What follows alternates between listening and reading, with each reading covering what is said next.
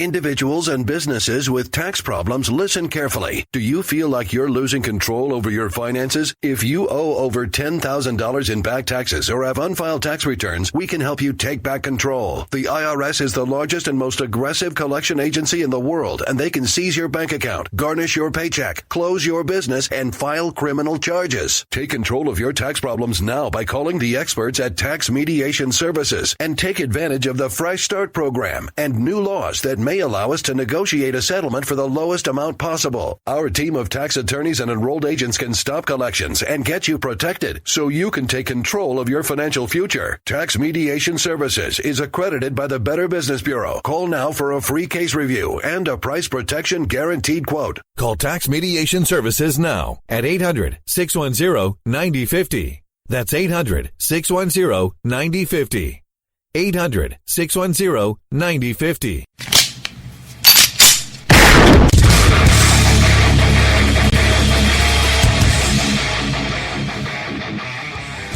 This is Slickery Trigger for Rebel Road Tactical. With proper care and feeding, your pistol will be ready when you need it. There to save your life. Shouldn't your gear be that good? Whether you need a holster for comfortable everyday carry or a tough-as-nails holster for your next training course, Rebel Road Tactical has what you need. Check us out on the web at rebelroadtactical.com.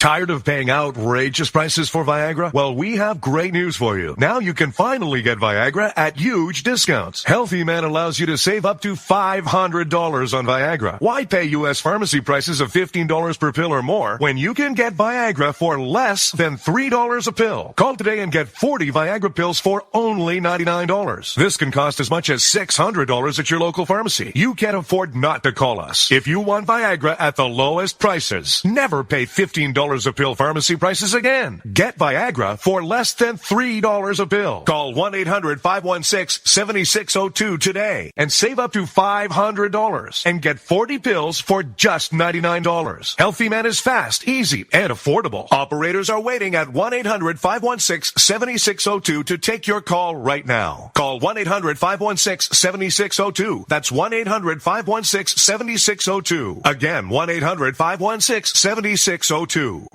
Is debt beating you down? You need discipline. You need the Debt Ninja.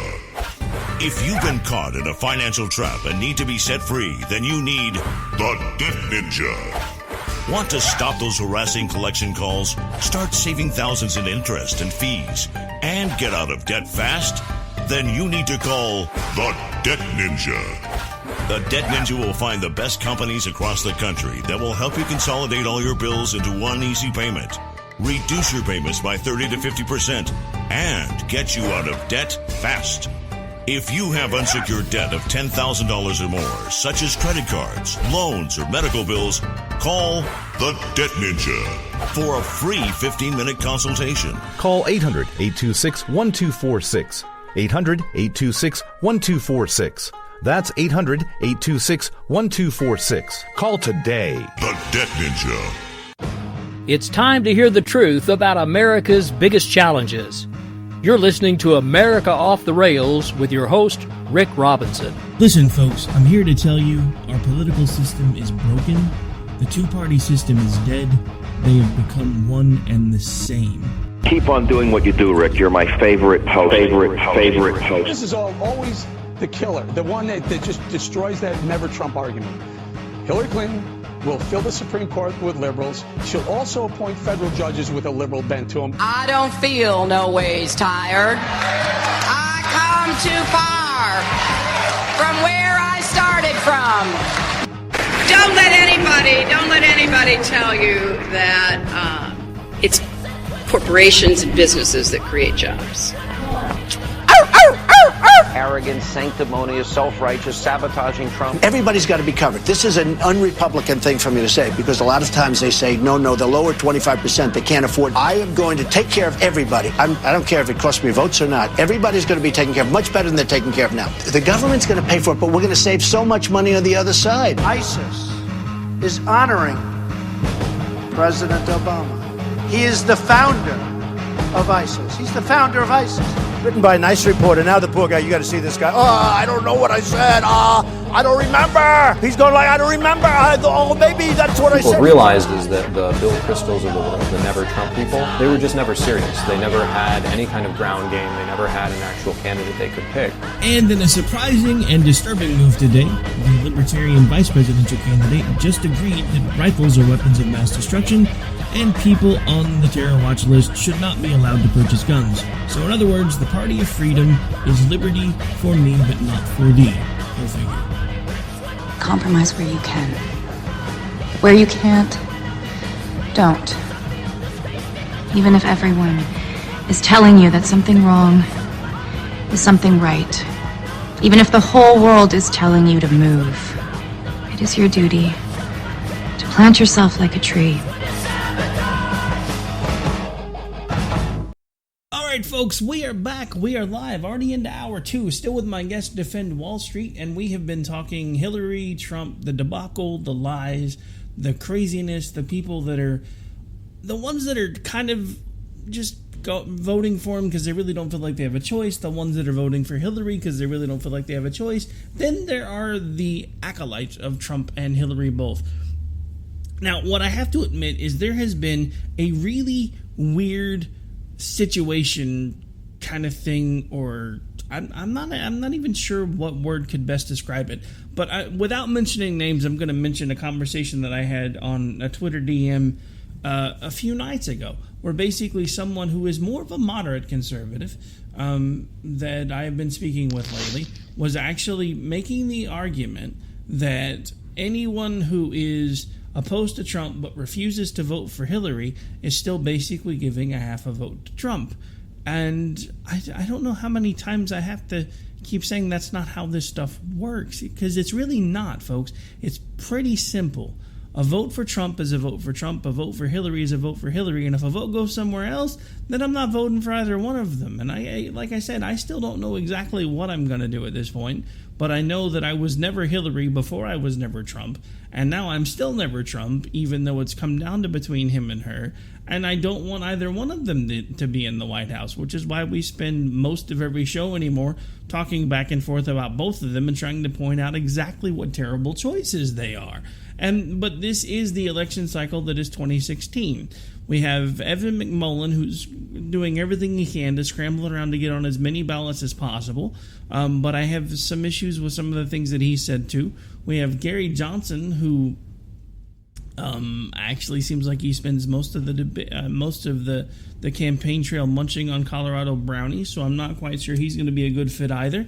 But I mean, at this point, this is what it is. We have plenty of choices that nobody ever talks about, because all we ever hear about are these two main choices. And when the two main choices are basically flip sides of the exact same coin, what are you supposed to do? Because they both suck.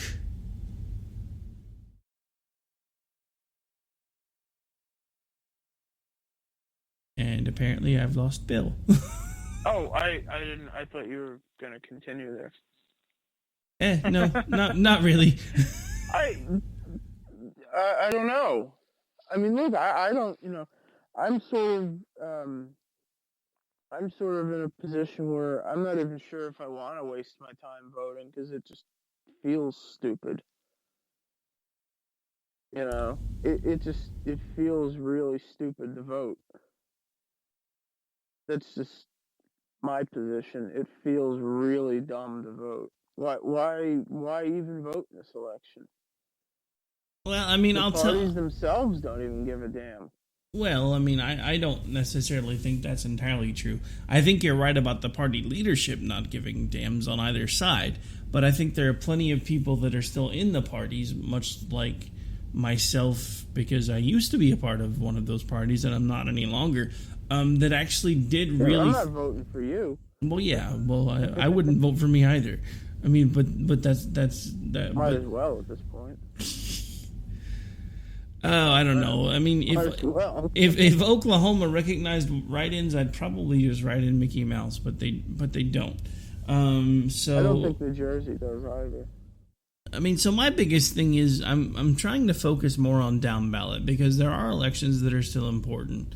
And I don't want to, because at this point, look, If you look at sites like, I believe it's 512, and there was another one that I heard thrown around today that ultimately the name of it escapes me. Hillary victory at this point is a foregone conclusion to a lot of folks that crunch the numbers. It's still early. You never know. Something could go completely sideways. It could become He weakened. could go William Henry Harrison. Pretty much. So, I mean, you never know.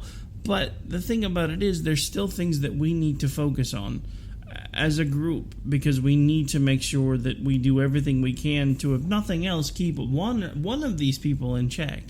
And I have to admit, one of the arguments that has almost swayed me is the fact that Trump, when it comes right down to it, is in theory going to be a lot easier to impeach than Hillary, because Hillary's just kind of untouchable. The FBI doesn't even want to touch her. Neither does Bill Clinton, but I guess that's a story for another day. Sorry, it was there. I had to take it. Cheap shots first thing in the morning. What are you going to do? But, I mean, it's just one of those things where I listen to the arguments of people and the rationales of why they're going to vote for Trump. Why I won't even start making those rationales is because I've seen this happen over time. I swear, Trump support in some ways has got to be kind of like a disease. I've seen people that went over to the inevitable side and said, look, I'm voting for him because I have to. And then the next thing you know, they're retweeting all the positive stuff. They're going to the point where they're just like completely pro-Trump. And then the next thing you know, they're tweeting in all caps, Sean Hannity, I'm looking at you. And it's just insane that there's like these stages of Trump denial, and then it turns over to Trump acceptance, and then it turns over to Trump just complete bargaining. Yeah, basically. And it's just one of these things. It's like there's this whole. It's like the 7 stages of grief or whatever it is, where you're just like, okay, so whatever. This is what we're stuck with, so this is what I'm gonna do. I mean, I actually saw Sean Hannity. I think it was Sunday during. Everybody else doing like 9/11 stuff. He was like quote tweeting the same tweet over and over and over again and yelling different things, and it was always in capital letters with multiple. He was drunk. Well, I mean, this is Hannity we're talking about. I'm sure he's probably drunk most of the time, but I guess I really shouldn't say that. I don't know him personally, so I really don't have any. Yeah, I don't confuse him with Bill O'Reilly, who is drunk all the damn time. He's a really big guy, by the way, Bill O'Reilly. You know, I've never really seen him off camera, so I've actually seen him in real life. He's huge. I mean, I've seen I saw Hannity in person. I yelled something. Dude, out O'Reilly is like 7'4". He's huge. Seriously? Yeah, he's huge, dude. I'm 6'4", and he's bigger. He's at least a foot bigger than me. Yeah, well, I mean, a lot of the guys on TV are kind of big. I mean, I guess the rest of them would be kind of average height to you. I'm short, he so just looms over you. Well, dude, I'm short, so O'Reilly could probably step on me. I'm 5'9". You know who's really tall too is James Comey. It doesn't. For some reason, it doesn't look like that on TV.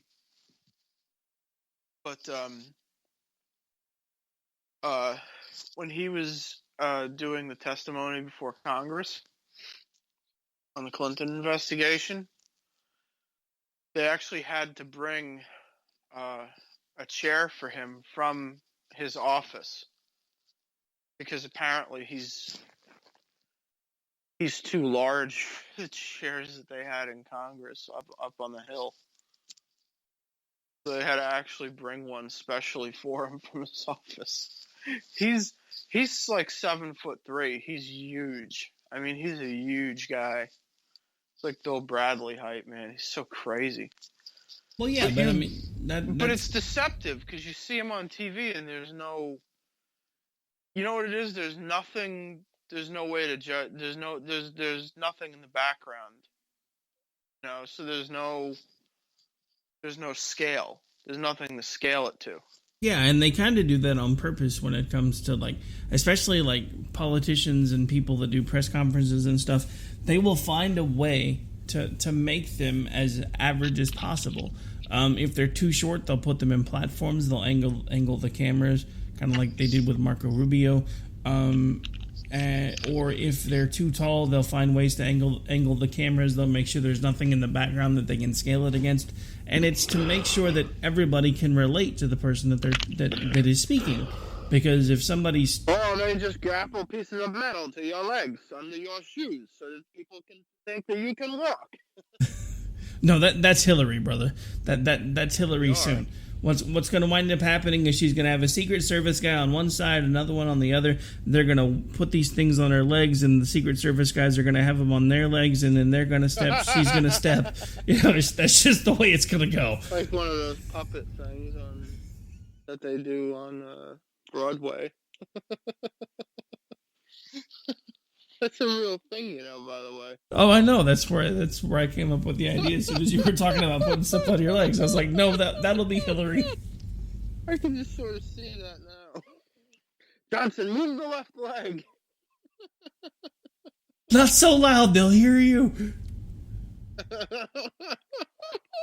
It's awful. No, seriously. They used to do that a lot with FDR. Image control is everything, especially back then, because they were really afraid that people would find out that FDR was paralyzed. Like, a lot of Americans didn't know that. And when he would appear in public, they had these metal contraptions around his legs that he would wear over his pants. He would wear under his pants. So that he could at least stand erect for a period of time, and nobody would be none the wiser. And they used to do that constantly. I mean, it's just TV makes everything. Like that debate between Kennedy and Nixon, right? That's a famous example of it. If you listen to the debate on the radio, you thought Nixon won. If you watched it on TV, you definitely thought Nixon lost. Because Nixon looked like hell.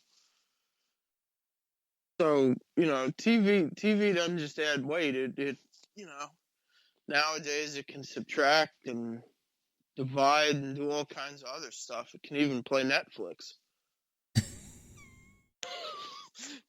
Mine has Netflix and Hulu and Vudu. I don't even know what Vudu is. I think it's a music service. I think it's music, but I'm not sure. Yeah, mine has it too, but I've never actually turned it on. Yeah, I don't know. I'm getting old. I just play World of Warcraft now. Then you're not getting that old, because eventually you'll be like, I remember when I used to play World of Warcraft, and now you kids are standing in this tube and running around, and it's all virtual reality. This is not video games. Oh my god, I would love WoW to be on Oculus Rift. That would be great. That would be awesome. I know. I can think of a couple of games that I'd like to have that way. But WoW would definitely be one of them. I have to admit, I haven't played in a while. I stopped playing around... You gotta come back to WoW. Legion is a great time to come back to WoW. I don't know. Dude, it's so awesome. I'm playing this game till 4 in the morning now, every day. Yeah, but see, that's the other problem. I work 40 hours a week, plus I do all of this, plus I'm trying so do I. Plus, I'm trying to get a job as a writer, so I mean, if something's got to give, and if I start playing games, my family has addictive personality issues. My uncle was an alcoholic, so was my mom. My dad was at one point. He managed to kick it. My addiction is video games. If I sit down and start playing video games, I'll look up and it'll have been 12 hours, and I'll be like, dude, I haven't even eaten. So you know what? Something's got to give. It might as well be the food. No, seriously, I play WoW so much now. I mean, I haven't played World of Warcraft obsessively, I think, really since Burning Crusade came out, and I had just graduated high school and Burning Crusade came out. I'm not even sure I was legally able to drink at the time. I was drinking, but I don't think I was legally able to do it. And we probably must have played 10, 12 hours a day in that game. I mean, just unfriggin' real, just farming and,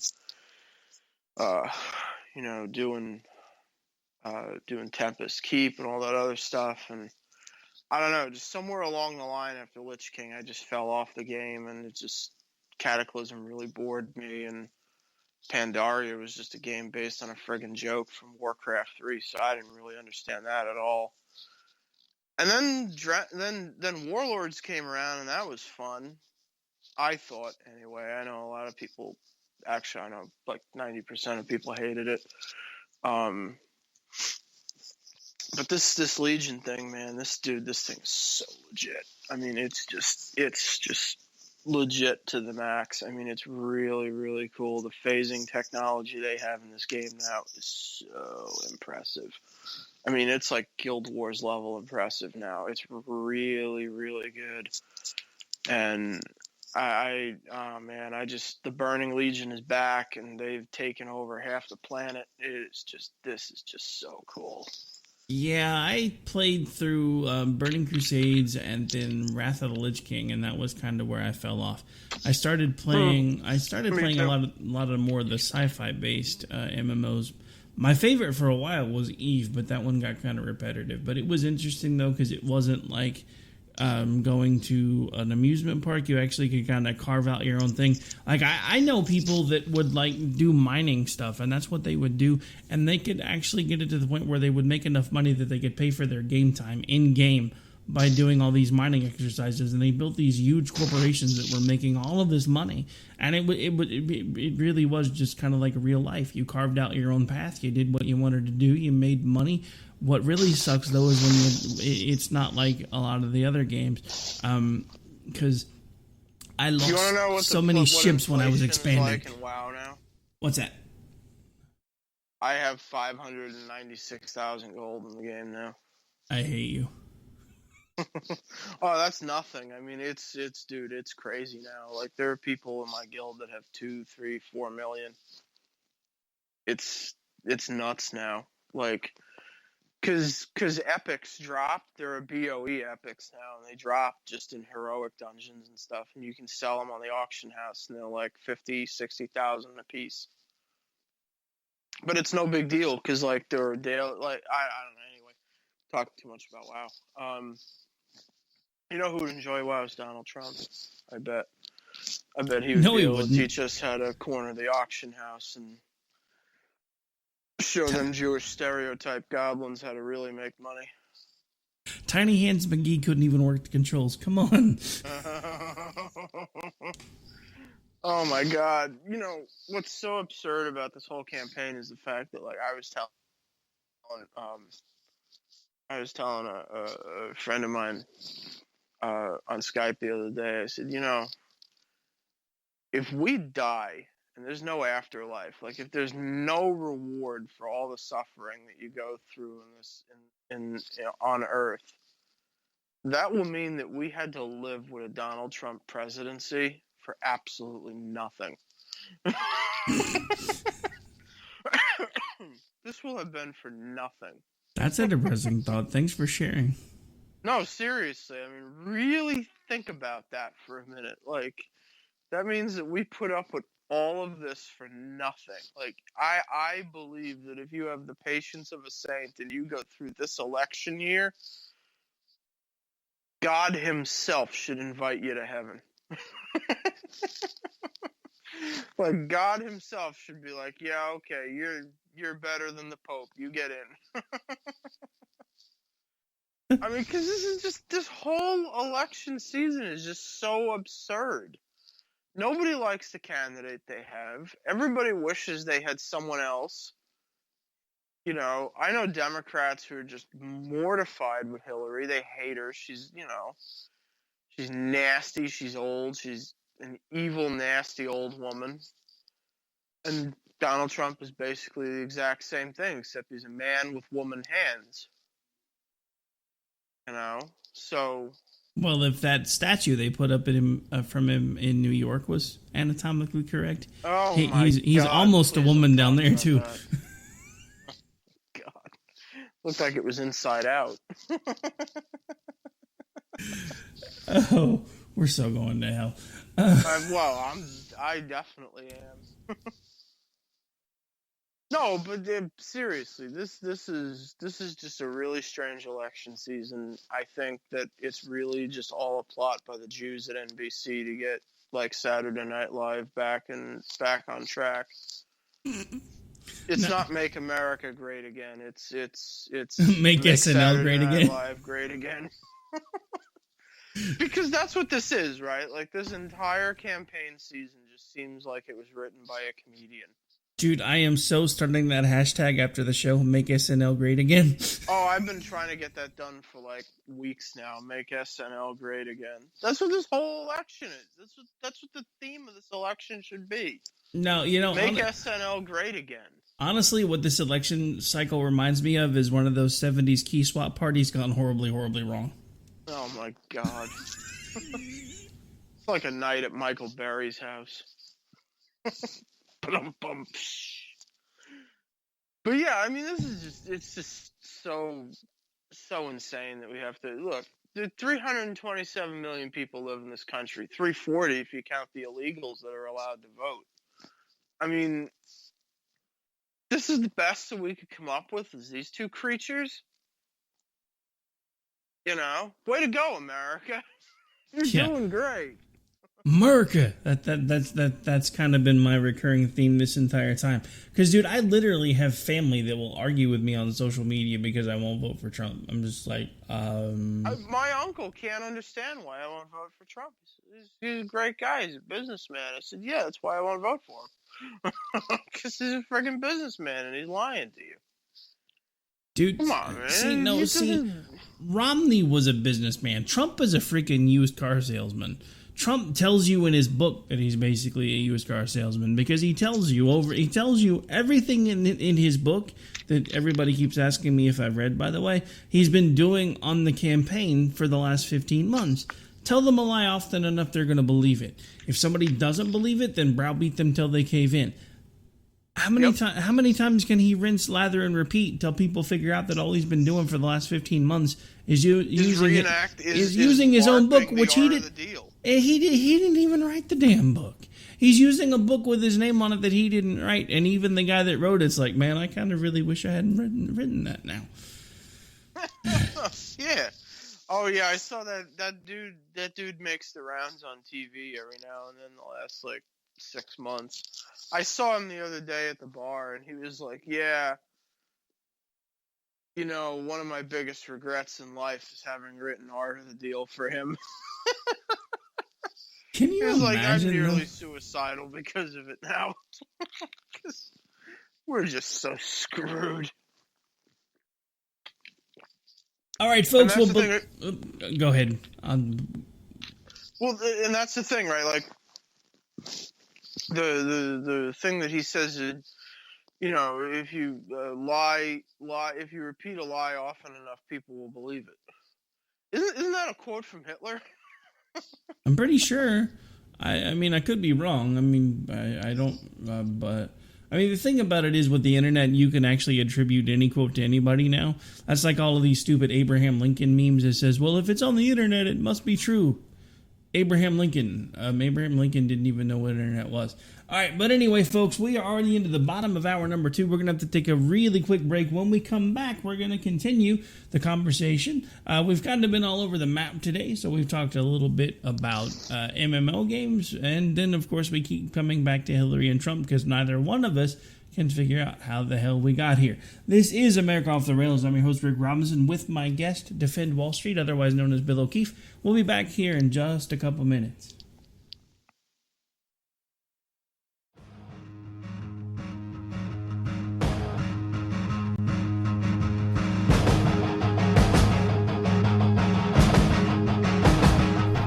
Stay tuned. Things are going to get real interesting. You're listening to the Spark Radio Network.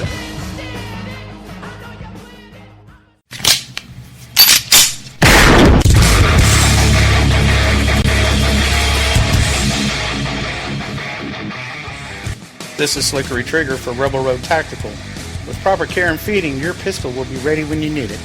There to save your life. Shouldn't your gear be that good? Whether you need a holster for comfortable everyday carry or a tough-as-nails holster, for your next training course. Rebel Road Tactical has what you need.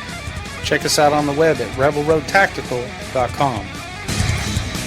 Tired of paying outrageous prices for Viagra? Well, we have great news for you. Now you can finally get Viagra at huge discounts. Healthy Man allows you to save up to $500 on Viagra. Why pay U.S. pharmacy prices of $15 per pill or more when you can get Viagra for less than $3 a pill? Call today and get 40 Viagra pills for only $99. This can cost as much as $600 at your local pharmacy. You can't afford not to call us. If you want Viagra at the lowest prices, never pay $15 a pill pharmacy prices again. Get Viagra for less than $3 a pill. Call 1-800-516-7602 today and save up to $500 and get 40 pills for just $99. Healthy Man is fast, easy, and affordable. Operators are waiting at 1-800-516-7602 to take your call right now. Call 1-800-516-7602. That's 1-800-516-7602. Again, 1-800-516-7602.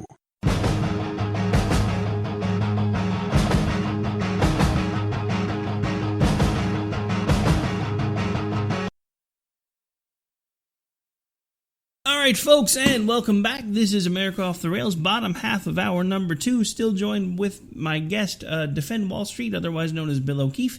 You can hang out with him on Twitter, but apparently he doesn't like that much because he usually tells people not to find him.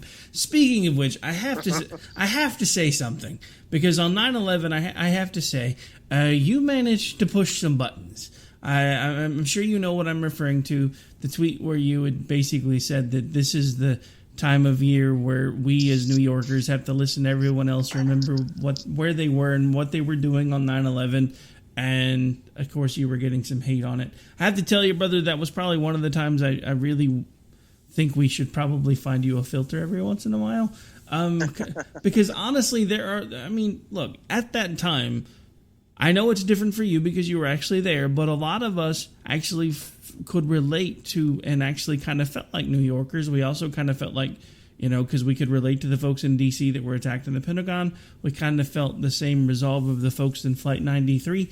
And I know that you weren't there. I know that you do it on purpose, but I'm just saying, could you maybe do that? I'm not doing it on purpose. It's legitimately something that annoys me. Well, I know, but what started it was really want to go down this road. What started it was I had seen a tweet from a woman who had said that 9/11 gave her post-traumatic stress disorder. And somebody on Twitter had said to her, well, where were you when it happened? Were you in New York? Because that's a normal question you would ask. Were you in New York, D.C.? Were you where Flight 93 crashed, whatever? And she was like, no, I was in Bakersfield, California at a dentist appointment. But I listened to it on the radio while I was getting my cavity fixed. And it really stuck in my head because of that. And I have PTSD now, and I have to go to a therapist. And I'm really sad. And I'm like, dude, are you kidding me? Like, really? Get over yourself. Stop being a baby. Like, seriously? They're like people who actually, had friends and family members that died on 9/11. You're whining because you're in a dentist chair, 600 miles away. Get over yourself. That's all. That's the kind of people I'm talking about. People who are just ridiculous because they want the attention, because it's and don't tell me that there aren't people like that, because there are people that go out and buy fake Marine Corps uniforms and pretend to be Marines for no other reason other than to get free coffee at Starbucks. So, don't tell me that people don't do this with 9/11 too, because they most certainly do. You just don't notice it because we all kind of give everybody a little bit of leeway on that because it's a little different and it's a little less shitty. It feels kind of crappy to question somebody about that, but for some reason it's like it's okay to question a guy who's obviously wearing, Army fatigues while claiming that he's a Lance Corporal in the Marines. And has the insignia upside down. That's my favorite. Yeah, and has the insignia upside down and says that he was in Battalion 4, which is a ladies' battalion. Well, I mean, hey, gender is fluid now. Yeah, it wasn't gender fluid when enduring freedom. It wasn't fluid then. At least not that fluid. Well, I mean, come on, dude. Starbucks coffee is expensive. If you could find a way to get free coffee, no, I'm just kidding. That's actually one of the things that really kind of annoys me. I hate those people. I hate them so much. Those people who do that, and it's so pathetic, so pathetic. And there are people that do it with everything, every tragedy, everything, because there are people who have sad, lonely, boring, pathetic lives, and they do it from 9/11 to stealing valor to pretending that, they're doctors like Joe Biden does. People want recognition. They want. She's not pretending. She got that out of her Cracker Jack box. Yeah, I mean, she did, and there are a lot of people who go, well, she's an English teacher, and she's a PhD, and she's a doctorate. No, she's not a doctor, dude. She's not a medical doctor. She does it because she wants people to call her a doctor. So, there are people who just have really sad, pathetic lives, and this is how they fill the void in their life.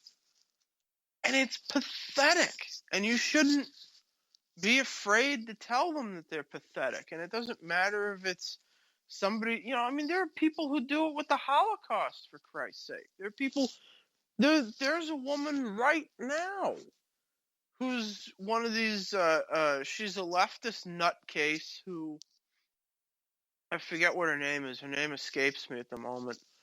But she is a Jewish woman who lived in Germany during the war. And now she's part of this, Free Palestine movement. And she goes around telling people that she's a Holocaust survivor. That is, for a free Palestine, because Israel is a genocide police state. But she's not really a Holocaust survivor. She was born 2 years after the Holocaust. It's just insane. There are people like this that do this, and for whatever reason they do it. It doesn't matter. It's disgusting and weird, and you should not be afraid to call these people out because they do exist.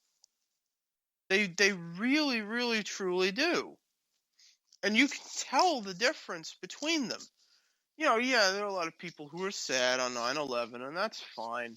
But you can tell who the people who just want attention. They just want somebody to tell them, it's okay, don't worry. There are people that just, they have a void in their life for whatever reason, and that's how they fill it. Like I said, whether it's 9/11 or the Holocaust or pretending to be a soldier or an airman, or whatever the hell it is. And there are lots of them. Maybe more than you think. And unfortunately more than we think. Maybe even more than I think. And that's all. Oh, I know. I was just mainly busting your balls. I didn't expect this to turn into a 20-minute long discussion. Well, I wanted to clarify it because you brought it up, so I figured I would explain it. Well, no, I hate sad, weird people because they creep me out. So wait, then why do we hang out again? Because I'm kind of sad. No, I'm just playing. I don't know. My therapist doesn't even know. But no, so there are a lot of people like that. It's the same reason that, like I said, it's the same reason that Joe Biden wants to be called a doctor. It's the same reason that look at Cindy Sheehan. some people just have to feed off of something because their life is nothing. And this is how they get their jollies. No, yeah, I mean, you're exactly... A lot like Donald Trump. I was actually just about to say the same thing, believe it or not. But in a way, it's not that much of a stretch for you to bring it back to Trump, because the very thing that we're talking about is the fact that people are basically becoming other people, or adding more to their lives, or telling people what they need to hear to be accepted. And that's exactly what Donald Trump has been doing for this entire campaign. And he's going to keep doing it, because for some reason it's working, because I guess we've just become a bunch of sheep that can't tell the difference. And no, I'm not saying that Hillary's any better. I'm saying they're both just as bad, but for much, much different reasons. And that's the part nobody wants to talk about. Because look, neither one of them deserved to be president of the United States. We never should have gotten into a point where they were the president of the United States. But yet here we are, where we now have a choice between... I mean, if you want to look at the main fringe candidates as well as those two, which makes everybody pretty much fringe candidates as far as I'm concerned, we have Gary Johnson, Jill Stein, Donald Trump, and Hillary Clinton. None of which really have what we need to have to be POTUS. And that's just the bottom line of it. But the simple... Jill Stein thinks we should have arrested Osama bin Laden and not murdered him. Yeah, well... Now, if it were me, I would have tortured him to death, but, I suppose shooting him 3 times is okay, too. Yeah, I have to admit, I think he died a little too easily. That's probably going to be harsh for some listeners, but it's not untrue. And I mean, but it is what it is. I mean, but at this point, we're now looking at probably the weirdest election landscape I think I've ever seen. I was actually talking to... someone Jonathan Honig, through DM the other day, and I said, dude, I keep waiting for Ashton Kutcher to come out and tell us America's been punked and everything gets to start over. Huh. Yeah, Jonathan, I feel bad for him. He's the only sane guy at Fox News. I don't know, dude. He's holding his own. I can't imagine him not getting crap on his Twitter bio, though, because if you noticed what he's done, he actually... I block anybody who retweets Ann Coulter.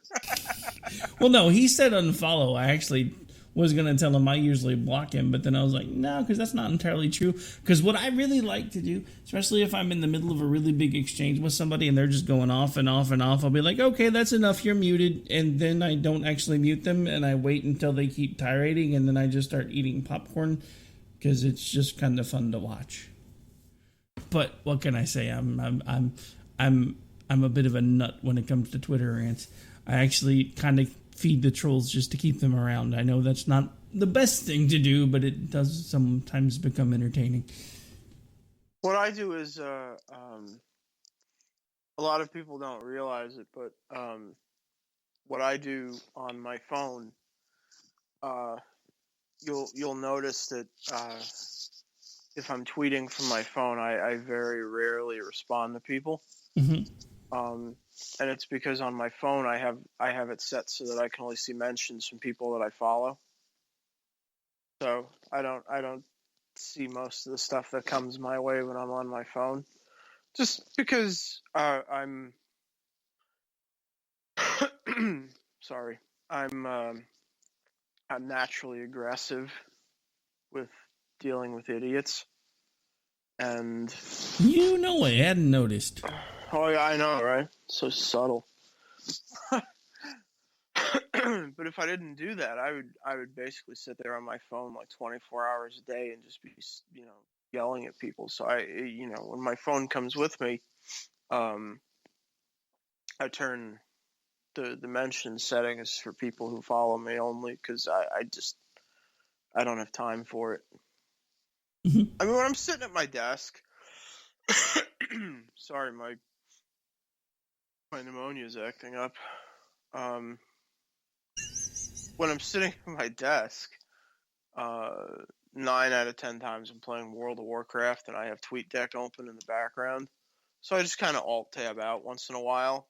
And I hear the little beeping noise and stuff, and boop boop, and then I just I alt tab out. And I go, yeah, you're an ass. And I alt tab back into WoW and go gank some 12-year-old kid. And funny story. I had a kid. I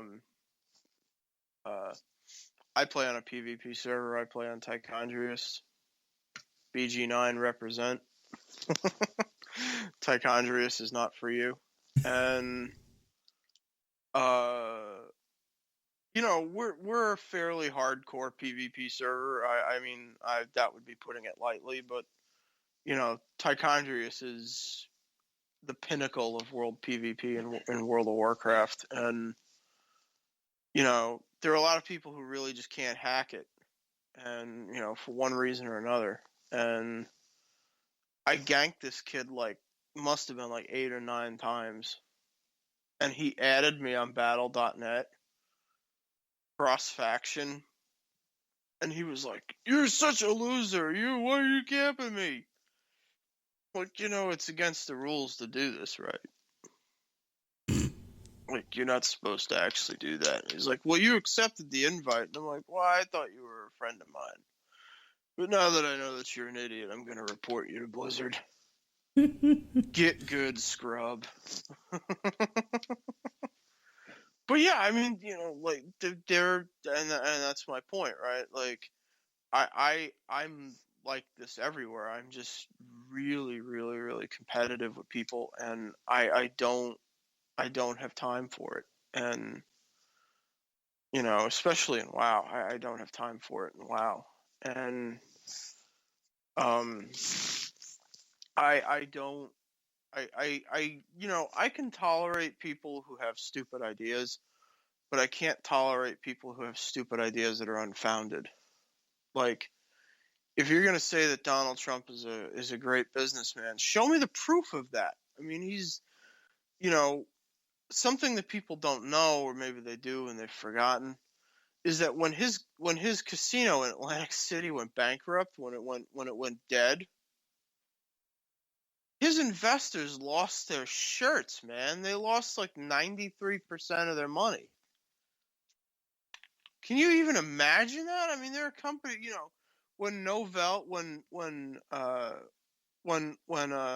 SCO and Novell Networks went bankrupt, or Banyan Vines, I mean, these are major tech companies, and they died in the dot-com bubble when the dot-com bubble burst. Their investors lost 12% of their investment. Well, yeah, but Trump is up there with Amway, for Christ's sake. The scary thing about Trump is he's been doing the same thing throughout the campaign.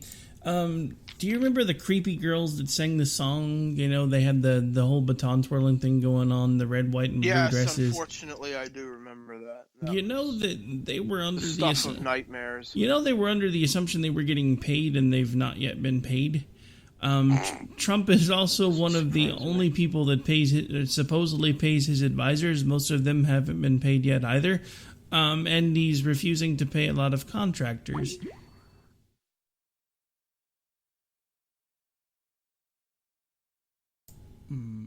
Not sure what just happened. I think I lost Bill.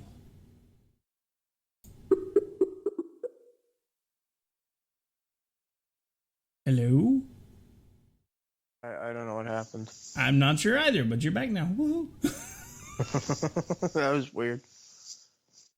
Yeah, it was 1 second you were there, and the next the app is closed. I don't know why. It's probably trying to force an update. Mine does that every once in a while. Okay, yeah. No, so the girls never got paid? No. And according to the Trump campaign, they weren't supposed to get paid, but they were under the assumption they were being paid. And he supposedly pays his advisors too, right? He hasn't really paid any of them either.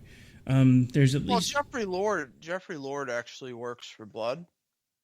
So I can think of a couple others that probably do too. He works for Blood and a place to hang upside down and sleep at night. So I don't think he's in danger of not getting paid. Probably not. Oh, All right, well, believe it or not, we're actually already starting to run out of time. We've got about 5 minutes left. While we're winding things down, why don't you go ahead and remind folks where it is they can interact with you should they choose to do so? Whatever Jeffrey Lord is not. I just want to say that Jeffrey Lord really reminds me of Christopher Lee in those Dracula movies. Probably. Who are we running against? Hillary Clinton, master. I never really thought of that. So speaking of which, and I can't think of her name right now, but one of the Trump advisors was actually quote tweeting a parody account of somebody, and I can't think of his name right now. I'm sure it was Kellyanne Conway. She's an idiot. Yeah, it was actually her. She was quote tweeting. I think it was a parody of an Anthony Weiner account, and she was quote tweeting him, and I'm like, that's not even the real Anthony Weiner. But it's just the craziness that is this cycle. Look, old people should not be on Twitter. When we have two presidential candidates that are both in their 70s, neither one of them should be using social media. They don't understand how it works. And even if they... Did you know, really quickly, do you know how Trump has his tweets done by his staff? They write it in Word, and then they print that out and they bring it to him by hand. Well, yeah, and you know why? Because he's probably sitting there with a red pen going, no, this number needs to be higher. No, this number needs to be higher. No, it's 40 stories, not 28. That's like, there was, and we are almost out of time, but I'm going to go ahead and talk about this last little bit. I was reading an article about a roast that he participated in a while ago, and I remember that. And they were actually sending over, this is the material we're going to use, and he crossed out the numbers, made them higher, and it was just craziness. I mean, he was trying to overinflate the stuff they were joking with him about in the roast. The only thing that they weren't allowed to say was that they weren't allowed to make jokes about his penis size. They weren't allowed to make jokes about his hand size or his wealth, but they did okay jokes about him having sex with his daughter. Ugh. Think about that. Thanks for sharing that last little bit. I didn't need breakfast this morning. Yeah, already fine talked about that. All right, folks. Well, believe it or not, that's hour 2 in the can. At this point, we're going to go ahead and break away, play a few commercials, pay some bills. When we come back, the last hour is going to be a flashback. We're going to play the WNJC episode that I first aired, my very first week over there. Recap of the things we talked about Donald Trump that I said back then that have basically come true now. And also a recap of the interview I did with John Sununu. This is America Off the Rails. I'll be back with you again tomorrow morning. So I just want to take a second to say have a great day. God bless. Thanks for tuning in. Again, I want to thank my guest at Defend Wall Street, otherwise known as Bill O'Keefe, for hanging out with me for the whole 2-hour segment that we usually do here. At some point, we will actually move it to a full 3-hour session, but I'm getting my feet wet. I'm getting back to used to doing this again. Just wanted to block off the whole 3 hours because we have a few people looking at possibly trying to syndicate the show, and they want to see if I can hold my own on a longer format before they make a decision. So cross your fingers, say a few prayers, and hopefully at some point I'll be doing this and making money, and I can tell the day job to go fly a kite. It's been great having you guys listen in. We're out. Enjoy the rest of your day. Don't forget, stay tuned for the flashback for the last hour. Take care.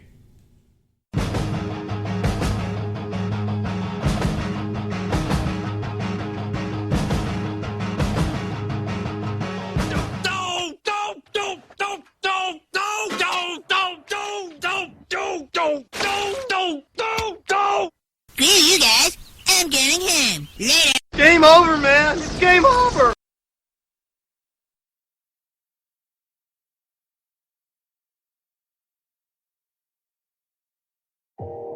You are listening to KLRN Radio, where liberty and reason still reign. All writers are prone to becoming so attached to our characters and stories that we struggle to see why a passage may not be working. It takes another set of eyes to help us nurture our writing to full maturity. At Black Wolf Editorial Services, we strive to enable writers to develop and grow, shaping stories into masterpieces that can stand the test of time. Editing services are provided for all genres and all age categories. Services range from critiques of the short story through to line edits of the full-length novel and copy editing for those preparing for publication. We also offer assistance on generating a writer's bio for your websites, as well as help with those book blurbs and promotional material. We won't abandon you to the masses. We want to celebrate with you in your successes. Black Wolf Editorial Services, nurturing your writing into maturity. For a full list of services and prices, visit us at blackwolfeditorial.com. Individuals and businesses with tax problems, listen carefully. Do you feel like you're losing control over your finances? If you owe over $10,000 in back taxes or have unfiled tax returns, we can help you take back control. The IRS is the largest and most aggressive collection agency in the world, and they can seize your bank account, garnish your paycheck, close your business, and file criminal charges. Take control of your tax problems now by calling the experts at Tax Mediation Services and take advantage of the Fresh Start program and new laws that may allow us to negotiate a settlement for the lowest amount possible. Our team of tax attorneys and enrolled agents can stop collections and get you protected so you can take control of your financial future. Tax Mediation Services is accredited by the Better Business Bureau. Call now for a free case review and a price protection guaranteed quote. Call Tax Mediation Services now at 800-610-9050. That's 800-610-9050. 800-610-9050. KLRN Radio has advertising rates available. We have rates to fit almost any budget. Contact us at advertising@klrnradio.com.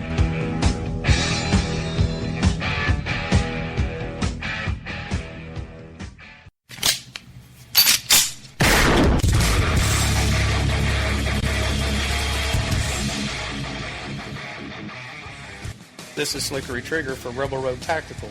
With proper care and feeding, your pistol will be ready when you need it, there to save your life. Shouldn't your gear be that good? Whether you need a holster for comfortable everyday carry or a tough-as-nails holster for your next training course, Rebel Road Tactical has what you need. Check us out on the web at rebelroadtactical.com.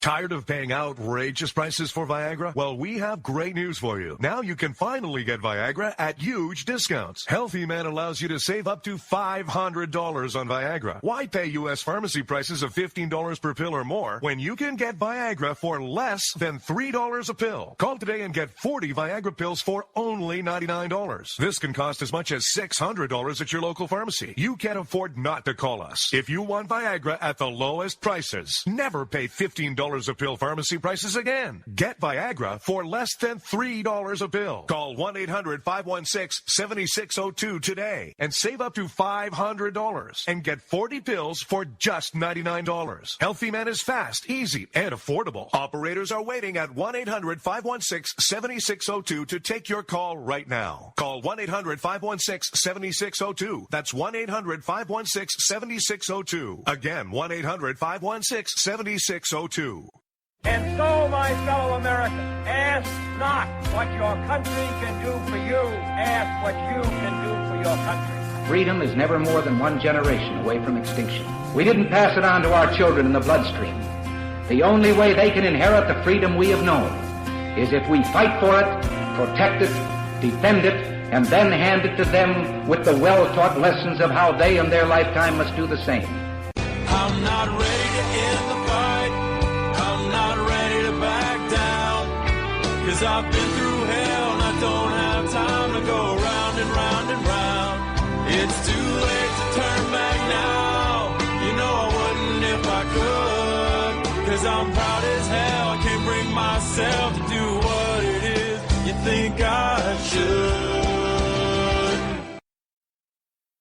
Well, good evening, good morning, good afternoon, wherever you might be. This is the Jen and Rick Show, and I am Rick, she is Jen, and we have lots to talk about this evening. So I'm going to go ahead and turn things over to her for a minute, because I feel like lately I've been doing a lot more talking than her. So, good evening, how are you? No, it's good. I'm doing okay, surviving another day in this insane election between the crooked liar liberal and the crooked lying liberal. Lying liars who lie. Those are our political so I think choices. Trump's more populist maybe than she is. But yeah, that's definitely true. So I have a question after seeing everything that's been kind of made the news cycle today. When are we just going to stop pretending and add the second S to the initials of our country? I saw your tweet about that today. I thought that was funny. I'm just like, can we just get it over with and start calling ourselves the United Socialist States of America? Can we just stop pretending that we're still free? I mean, look. You look at everything that Donald Trump wants to do, and it's no different than the Democrat platform, and it's most of the crap that Obama's already tried to do that up until now our side's been fighting against. But now that he's saying it, it's like, this is awesome. I'm just sitting here going, weren't you guys just opposed to all this crap like 30 seconds ago? I mean, they showed a tweet today that I quote tweeted from one of your favorite people who you're blocked from, so I'm not sure if you saw it, where she was making fun of somebody else for talking about free childcare, etc. And so somebody quote tweeted it and was like, well, you see, this is what Trump said today. So then I had to have a little fun with it too. And I'm like, if anybody on the Democratic side of the aisle would mention that we're going to find a way to basically make companies provide paid maternity and paternity leave and childcare, etc., the normal old school right would have been like, you're going to do what? No. But now because it's Trump and because they're all brainwashed and they have to pull the lever for the guy that's got the R behind his name, they're like, oh, this is a really smart solution to a really bad problem. Please give me some more Kool-Aid. Yeah. And, a lot of the spin that I saw was also crap like, well, basically it was like, you never Trumpers, like you can't, obviously he has to go get the votes somewhere. And so this was a smart way to do it. Bring in more blah, blah, blah, blah, blah, blah. Oh my gosh, just someone give me the gun. It's so absurd the way that they've tried to spin this. And I watched people and they said, oh, the same like they've done with him and excusing his position changes on everything.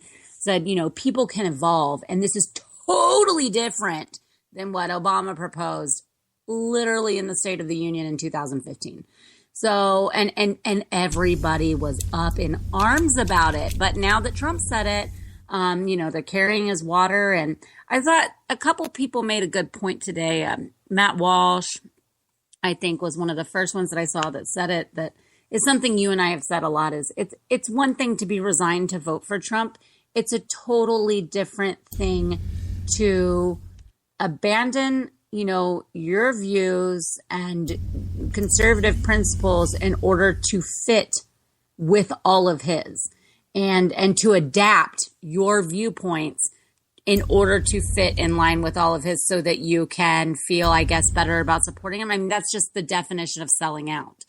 It's one thing to be like, begrudgingly vote for him because you think Hillary is worse. It's a totally different thing to, just lose all self-respect and go, oh, well, now I'm just going to manipulate anything and everything because I have to make him sound good and I have to make it seem like this is totes okay and definitely conservative. Of course, none of it is.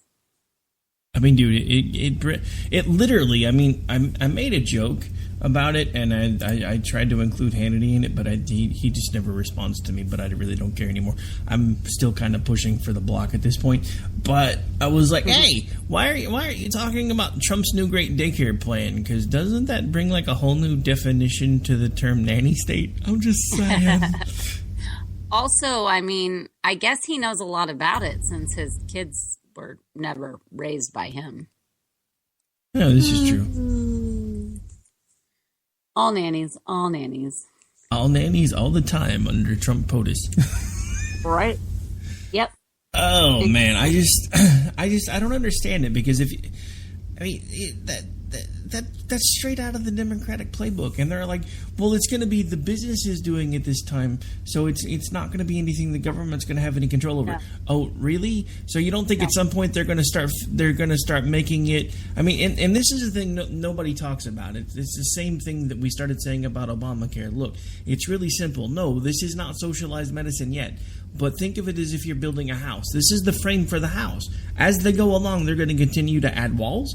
They're going to start adding windows. They're going to add doors. And eventually you're going to be boxed into this house called socialized medicine. You're not going to realize you got there because they've been building it slowly around you this whole time because you kept giving it incrementally. So think about it from this perspective. And nobody's talking about this yet, which is why I wanted to open with this. So they're going to give you tax credits, right? Because you're going to be able to pick where your kids go to daycare, and they're going to be able to give you tax credits, etc. But see, the thing about that is it's no different than the education standards at the federal level. They're going to start coming in. They're going to start monitoring the daycare centers. They're going to start removing the tax credits from the ones that they don't agree with. They're going to start forcing you, well, if you want the tax credits, you're going to have to go to this daycare center over here because they're government accredited. And it's going to wind up being exactly what we were talking about in the group earlier today. It's going to wind up being Common Core, the junior edition, because that's where it's all going to start. This is nothing but another way to continue the government's indoctrination. But now they're trying to do it as a carrot approach as opposed to a stick approach, because they're like, hey, we're actually going to give you a tax credit so you can get some of your money back on your daycare. But what happens with those tax credits? They always find ways to put strings with them. There's always things that you have to do to be able to qualify for the tax credit. And I will bet you dollars to Fat Guy Donuts, because I am a fat guy, that at some point they will actually start requiring that you go to certain centers to be able to get the tax credits. I guarantee you, I will bet, I don't even have it, but I hope to in about 5-10 years, I will bet somebody $5 million that within 20 years, that's exactly what's happening if this stuff happens. Well, the problem with everyone that is trying to push this off is the companies. Well, first of all, that means that it's going to be a government mandate controlling private business, which is absolutely anti-conservative. And then secondly, they're full of it because it says would offer 6 weeks of government guaranteed. Anytime it says government guaranteed, even though they're going to force certain companies to do it, it means if the companies don't, no, it's not just on the companies. The government's going to back it up. And that's what they're talking about, taking it out of, fraud, reducing fraud and waste and whatever. And then that's how they're going to take it out of the unemployment insurance that companies have to carry. And so they'll offset it with reductions so they don't have to, raise taxes. But it's still taxes. I mean, so we are still paying for it. The government, they said government guaranteed, that is government control, plain and simple. And I find it completely ridiculous for anyone to argue otherwise. I mean, you actually cannot. It is dishonest to argue that it is not, that it's not going to be from the government and does not require our money to be able to do so, because it does. I mean, I have a question, though, honestly, because why is it that when a Democrat says that we're going to save money and make sure the program's funded by cutting waste and abuse, everybody laughs and they get like this big, deep belly laugh because they know it's like, whatever. But somebody with an R behind their name says it, and all of a sudden, because they have an R behind their name, well, they must actually mean it. This dude is the furthest thing from a Republican. I mean, he is the definition of Republican in name only, but now we're being called rhinos because we won't support him. Yeah, but apparently now he is establishment. The establishment is supporting him.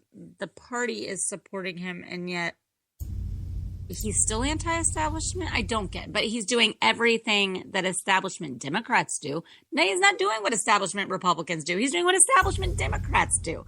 So that's what's so mind-boggling about it all, and just infuriating, really, because they are just passing all this off. And Noah Rossman in Commentary Magazine today, he highlighted more than just what this is. He was talking about how this is just one in a long list of, ridiculous policy proposals that Trump's campaign has had.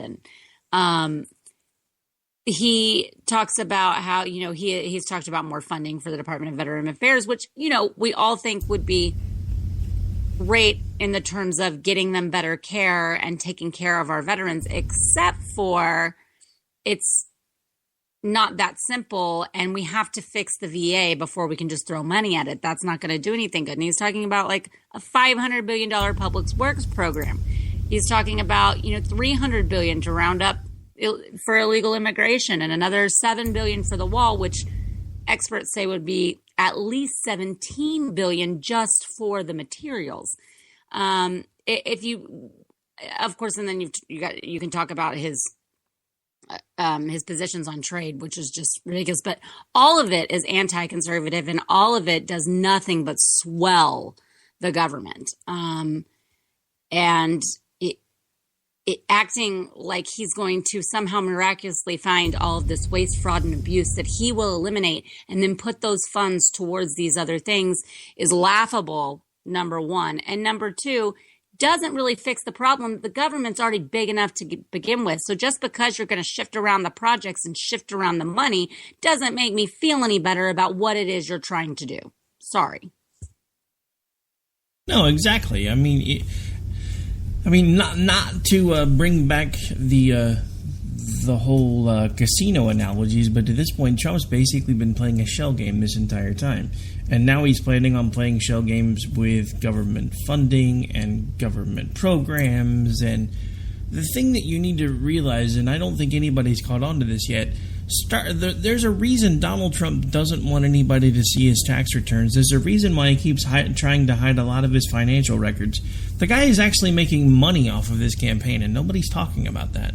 Simple fact of the matter is he keeps loaning his campaign money and making the campaign pay it back to him with interest, while he's sending out all these emails to people that are like, hey, we need you, pay me $200 and you have a chance to come sit down and have dinner with me. It might be worth the $200 just to throw a drink in his face, but I don't think Secret Service would let me live.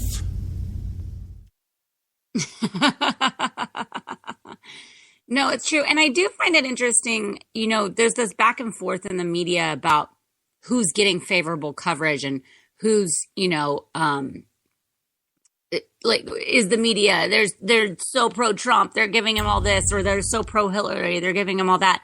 But I do think that there's, a reason to kind of scratch your chin in a lot of ways that, they are hounding him, and they're hounding him about the words that he says right now, and they're hounding him on some other kind of things like Trump University and whatever. But he is kind of getting a pass on some of this other very questionable stuff, as is Hillary, with the Clinton Foundation. Sure, some stuff came out that should have been bombshells, but where did it go? Nowhere. No one cared, and the media didn't cover it long enough to keep the public's interest. So I think they're both getting a little bit of an easy out as far as their finances go, and their various financial excursions, whether it be through foundations or investments or partnerships. Well, it's interesting because you keep mentioning all the press from Hillary. Let's look at this again, because think about it. The whole news cycle over the weekend has been the fact that she's obviously ill. Is it pneumonia? Is it not pneumonia? Does she have something more serious going on? Why is she not letting us see our medical records?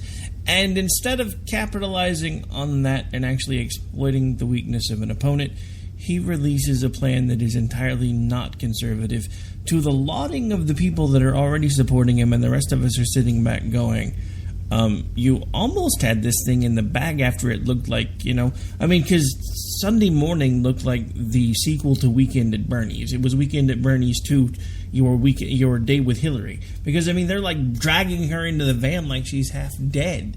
And that's all everybody was talking about. And again, as usual, he finds a way to steal the limelight, puts out this idea that is decidedly not conservative, and nobody, and I mean nobody of any prominence on radio is even talking about it.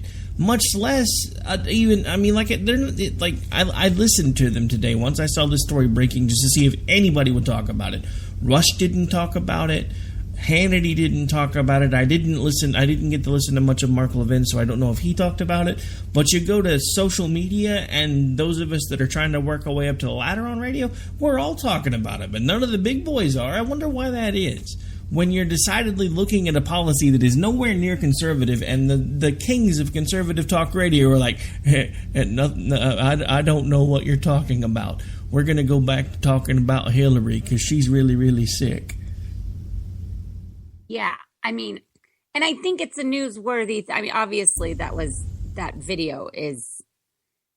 If you can watch that and think that that's your mother and not be concerned, then I don't know where your head's at. I mean, you don't have a heart, and you obviously don't care about your mom very much. That was a very disturbing video. But this is actual policy, and for once he kind of did put forth at least a semi-detailed version of some sort of policy that he would like to enact, and it gets skated over by the so-called conservative media, or at least the top-level punditry class, and it's a shame. They're just all shilling for him. I just saw, join us tonight on Hannity. We'll have Republican nominee. I'm like, is he a co-host by now? I mean, isn't he on every night? Is that even something to promote anymore? I mean, you're just sitting there holding his hand. It's kind of disgusting. That's not point of order. That's not his hand. Well, okay, yeah. I'll let you You're welcome. But and then it's funny because a bunch of the people that have accused Never Trumpers of having some sort of payout from it, or they're making some sort of money off of it, or the ones that continuously get sought out by his campaign and are taking jobs, like today with AJ Delgado. Oh my God, I couldn't believe that. I was like, are you kidding me? Your advisor. And I said, well, of course she is. Of course she is. She has done nothing but humped him this entire time. And she has completely changed her stances on a number of things. She was always kind of an idiot and got on my nerves anyway. So I had no love lost there anyways. But, she had actually very specifically, or had very enthusiastically accused, people at NRO and Never Trumpers for making some sort of money off of their position. And now who's making money? It's funny how that always works, because the ones that are usually shouting the loudest about, well, you're just doing this because you're making money, turn out to be the ones that are supposed to be making money. Hey, AJ, I hope you got your money up front, because Trump apparently doesn't like to pay people. Well, and you know what? And by the way, I don't think there's anything wrong with being a consultant or an advisor and making money, especially for someone who you've come to support. But pointing the finger around and then getting hired on like that just made me laugh so hard. And also, did I mention that I think she's an idiot? Because she's an idiot. Whoops. I'm just wondering, because, the Delgado move kind of makes sense because he's lost a lot of Hispanic support. She's Cuban, so I kind of see the logic in that, because a lot of his advisory council from the Hispanic groups was like, yeah, we're done after that whole back and forth with immigration. We're done. We're out. So he found somebody that fits the mold that supports him. So no surprise there. So, if she's able to market it, great. Personally, I don't care how much money he offered. I'd be like, yeah, no, you're going to have to find another fat white guy, because I don't fit your demographic. Wait, you already have Christy. You're covered. Keep looking. Oh, but yeah, it's crazy all over. Like, I saw a story that actually Bill O'Keefe was actually on with me this morning, and we were actually talking about Bannon, the new executive director of his campaign, and how a lot of folks, and this is going to seem like a non sequitur for a second, but I promise I'll bring it back together, that there are a lot of folks that play the online game World of Warcraft that are like really big Trumpers. He's like, even the word cuck has just become a general insult on there because he plays it all the time. He's like, people just throw the word cuck around now all the time. Doesn't matter if you're a Trump supporter or not. It's just become an online insult. If you're being an idiot or you get killed easy, it's like, hey, you cuck. Well, it turns out that, and the reason I was saying I was going to bring this all around, there's a story that actually broke, I think it was either today or yesterday, that one of the first places that Mr. Bannon made a lot of money was was actually getting hired on and then eventually running one of the companies that farms gold for WoW. So he's moved from one con to another. Ugh. Just saying. So, yeah. For those of you who don't play online video games, there's an economy based around a lot of those. You have the ability to go out, you do what's called farming, where you go and you kill a certain number of animals, you get their skins, you collect plant life, whatever it is that you can collect to make money. Well, there's also these people that usually are somehow attached to the Chinese, or I guess maybe in Bannon's case, maybe the Russians, that usually will like send you these messages when you're playing your game. Hey, Send me a whisper. I'll give you the details on how you can get 10,000 gold for $4.99, which, by the way, is a complete violation of terms of service. Somewhat illegal. It is usually a con, and yet the guy that's running Trump's campaign is actually known to have been a part of one of those organizations. Why does this not surprise me? Yeah, definitely not. I mean, I don't know anything about that world, but that is really kind of funny to hear and very interesting too. I do. I'm a nerd. I freely admit to being a nerd. I have, in the years that it's been available, I have played World of Warcraft. Kind of got burnt out on that one. I then played a game called EVE Online, which was kind of science fiction based. I've also played the Star Wars MMO, and I'm currently back to playing Star Trek Online, because I freely admit that I'm a nerd. Now, granted, when I say play these days, it's usually for like maybe 20 minutes on a weekend. I'll get to sit down and turn something on for a few minutes. But yeah, it used to be bad. I actually admitted to Bill this morning that I am an internet gaming junkie, and it's been 20 years since my last meeting. But yeah, he was talking about how he'll usually play till about 4 o'clock in the morning. I was like, yeah, I remember those days back before I started trying to do all this other stuff and try to find a way to actually make real money instead of making money in a video game. Yeah. No, I have not played those kinds of games. I've played video games, and I've gotten sucked into a few here or there, but mostly it's just that when I was, growing up and everything was coming out and then into college, I was so dang busy that I never had the time. So I never got lost in the world, but that's okay. So basically what you're saying is you're not a nerd. That's okay. Oh, no, I'm a nerd. I'm just not a World of Warcraft nerd. Not a gaming nerd. Yes, that's right, folks. There are different types of nerds. I happen to be the nerdiest one possible. I used to spend all my time in front of the computer pushing buttons. Now I still do, but it's usually because I'm either broadcasting or producing. All right, well, believe it or not, we're already into the bottom of the hour, so we're going to have to take a really quick break. When we come back, we're actually going to change gears. We're going to talk a little bit about the debacle with Hillary over the weekend and the fact that pneumonia is currently running for its life and begging for someone to hide it. We'll tell you more about that when we come back. This is Jen and Rick. We are live. We'll be right back with you here in just a few minutes. And so, my fellow Americans, ask not what your country can do for you. Ask what you can do for your country. Freedom is never more than one generation away from extinction. We didn't pass it on to our children in the bloodstream. The only way they can inherit the freedom we have known is if we fight for it, protect it, defend it. You are listening to KLRN Radio, where liberty and reason still reign. All writers are prone to becoming so attached to our characters and stories that we struggle to see why a passage may not be working. It takes another set of eyes to help us nurture our writing to full maturity. At Black Wolf Editorial Services, we strive to enable writers to develop and grow, shaping stories into masterpieces that can stand the test of time. Editing services are provided for all genres and all age categories. Services range from critiques of a short story through to line edits of a full-length novel and copy editing for those preparing for publication. We also offer assistance on generating a writer's bio for your websites, as well as help with those book blurbs and promotional material.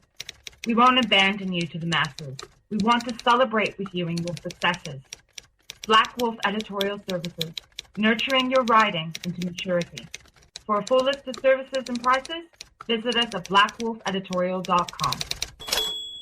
Individuals and businesses with tax problems, listen carefully. Do you feel like you're losing control over your finances? If you owe over $10,000 in back taxes or have unfiled tax returns, we can help you take back control. The IRS is the largest and most aggressive collection agency in the world, and they can seize your bank account, garnish your paycheck, close your business, and file criminal charges. Take control of your tax problems now by calling the experts at Tax Mediation Services and take advantage of the Fresh Start program and new laws that make may allow us to negotiate a settlement for the lowest amount possible. Our team of tax attorneys and enrolled agents can stop collections and get you protected so you can take control of your financial future. Tax Mediation Services is accredited by the Better Business Bureau. Call now for a free case review and a price protection guaranteed quote. Call Tax Mediation Services now at 800-610-9050.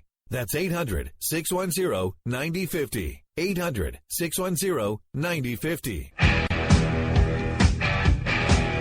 KLRN Radio has advertising rates available. We have rates to fit almost any budget. Contact us at advertising@klrnradio.com.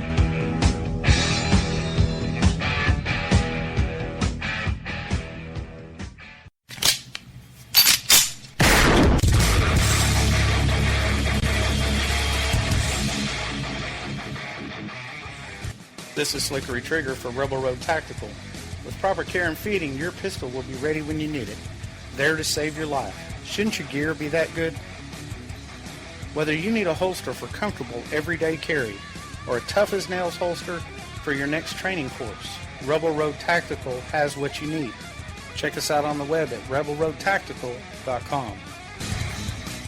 Tired of paying outrageous prices for Viagra? Well, we have great news for you. Now you can finally get Viagra at huge discounts. Healthy Man allows you to save up to $500 on Viagra. Why pay U.S. pharmacy prices of $15 per pill or more when you can get Viagra for less than $3 a pill? Call today and get 40 Viagra pills for only $99. This can cost as much as $600 at your local pharmacy. You can't afford not to call us. If you want Viagra at the lowest prices, never pay $15 a pill pharmacy prices again. Get Viagra for less than $3 a pill. Call 1-800-516-7602 today and save up to $500 and get 40 pills for just $99. Healthy Man is fast, easy, and affordable. Operators are waiting at 1-800-516-7602 to take your call right now. Call 1-800-516-7602. That's 1-800-516-7602. Again, 1-800-516-7602. Proud as hell, I can't bring myself to do what it is you think I should. All right, folks, welcome back. This is the Jen and Rick Show, and as promised, we're going to change gears just a little bit and kind of, as we do usually here, we try to give both sides as much as possible a little coverage because we don't really want either one of them to be president. One story that I thought was kind of interesting was where all the jokes now that are going around about pneumonia and how there's people that are like pretending to be pneumonia, putting out tweets that it was a setup. Everybody knows you can't mess with the Clintons. I promise I didn't do it. There was one where people are putting together fake little cute news stories about pneumonia being found dead with 3 bullet holes in the back of the head and it being ruled suicide. The simple fact of the matter is, folks, it's one way that people deal with the fact that they know that right now, the people on both sides of the aisle that are at the top of the ticket are very dangerous people. And you see the gallows humor start coming out when you realize just how bad it is. And it's starting to happen on both sides because you see people that are putting out the cute tweets about pneumonia. You've seen all the people basically talking to Ann Coulter, me included, today when the tweet came out that she said she would die for Trump. And we're all like, waiting. Yeah. Yeah. And I mean, you know, and you can be offended by that, or you can, and whatever. But I mean, it's not like I'm actually wanting her to kill herself. But at the same time, if you're dumb enough to say something like that, you just kind of deserve whatever you get. Because I can. Yeah, you just open the door for it. That's what I did. I quote tweeted it and I said, "Well, go on." Yeah, I know, because right as I was pushing mine, I scrolled up and saw you did it already, and I'm like, really? This is twice you've beat me to these things today. Because we were like on the same wavelength within about 30 to 45 seconds of each other, I guess. Were. Because that happened once earlier today. I had put something out, and I'm like, oh, wait, never mind. That's kind of old news, apparently. And then you did it. Then it happened again this afternoon, and I'm like, really? But yeah, I mean, it's just... I'm pretty quick on the draw sometimes. Yeah, well, it's just one of those things, I guess. It comes across, you know, it just all depends on if you've refreshed fast enough, too. But yeah, I mean, the fact that they're even willing to make such outlandish statements escapes me. Because I can think of maybe, if it really came down to it, about 4 or 5 people, if I had my choice, that I would die for. Presidential candidates, not really one of them. Now, a sitting president, if I had the chance to take a bullet for one of them, even if I disagreed with their policies, I would likely do so because, hey, they're the president. But until they actually get the office, especially if I completely and wholeheartedly disagree with everything they're saying, I'm not going to put out a tweet that says, I will die for Hillary Clinton or I will die for Donald Trump. No, actually, right now, I wouldn't necessarily consider dying for either one of them. Yeah, no, this devotion to politicians and the way that people are devoted to and basically worship Trump and did with Obama and are continuing with Clinton, though it's kind of a different group, I think. But still, that like undying love and adoration, and they can do no wrong, and yes, queen, and all that kind of stuff is so utterly disturbing to me. You should not, first of all, care about someone that you don't know that much anyways, that you've never met before. You certainly should not for a politician. This is disgusting, really. And there's so much of it on both sides. And we all laughed about it with Obama. But now that so many of our own are doing it with Trump, there's all sorts of justification going on, and also they're trying to make all sorts of little distinctions on why it's different than the Obama cult, as people called it. But it is. It's so cult-like, and it's so gross, in my opinion. It's just insane. And it's one of the things that we keep coming back to and we keep talking about on both sides of the aisle, but it's been most painful on ours because we watched all of this for 8 years, this sycophantic behavior when it came to Obama, the fact that nobody felt like he could do anything wrong, regardless of the hundreds and hundreds of things that we saw that he and his administration did wrong every day. And then we finally had a chance to try to do something about it, and we adopt the exact same behavior on this side of the aisle, and everybody's like, well, why aren't you going to vote for Trump? And I'm like, because get in line. Because get in line, pick one. All of this rhetoric and crap that just stop. I mean, they're acting like liberals. They're acting like Democrats. We get to have our own opinions and that's one thing that, conservatives have typically prided themselves on, is that though they will make concessions, and hopefully not such large ones, but like minor ones, in order to get someone with at least somewhat like-minded ideals in office. The whole point and the point of the Tea Party and everything else is that we don't sacrifice those things, and we don't change them for a candidate just because they keep changing what they're saying. That's what, and defend them in such a way that it's almost like it's personal, like you're hurt that someone would question your dear leader. That's what the left has always done. And they've made excuses for their candidates, and they've, circled the wagons for them. And now to see the right do it this way, I think is the worst part about this election. I mean, I thought we were different, and I've seen a lot of people that I had respect for completely fall prey to this con and go the same route of all the people that they ridiculed for so long on the left, and they're just a mirror image. No, exactly. And I mean, look, I understand that there comes a time when you become invested in your candidate.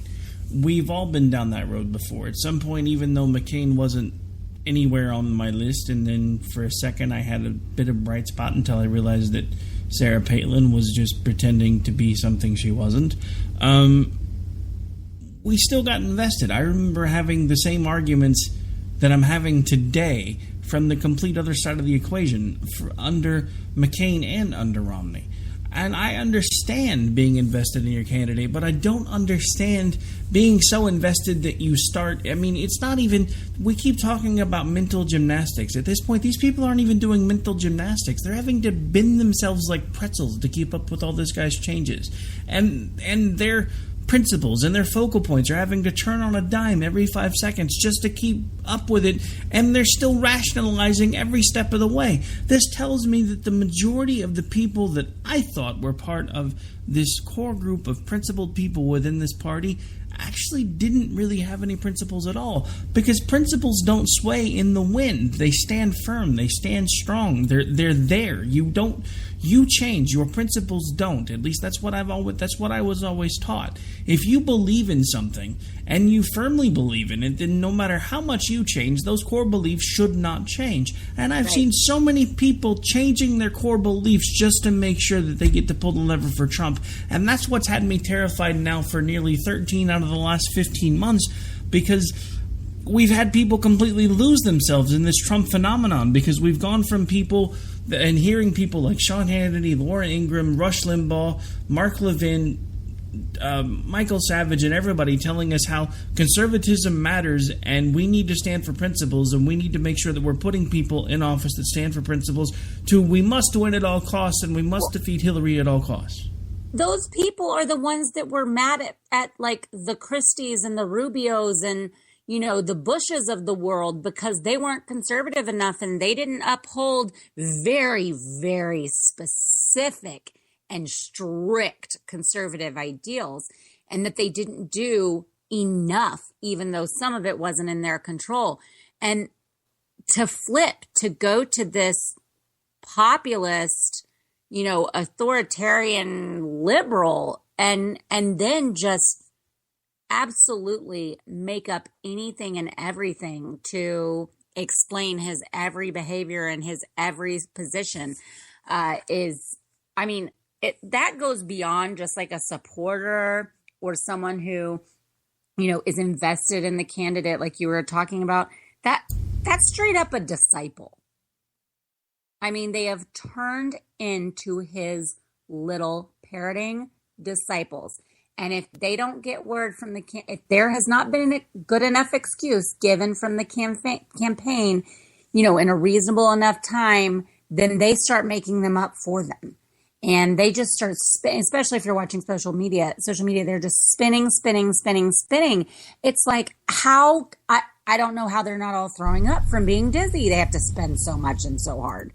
It's really gross. It's not just defending them. It's not just being a supporter and just, you know, following this politician and putting their weight behind him and, you know, knowing that they have some bad, but they mostly have good, like we did with the McCains and the Romneys, and that we don't like some of it, but we mostly like it. So let's just go with it. And being frustrated with those that were just so staunch.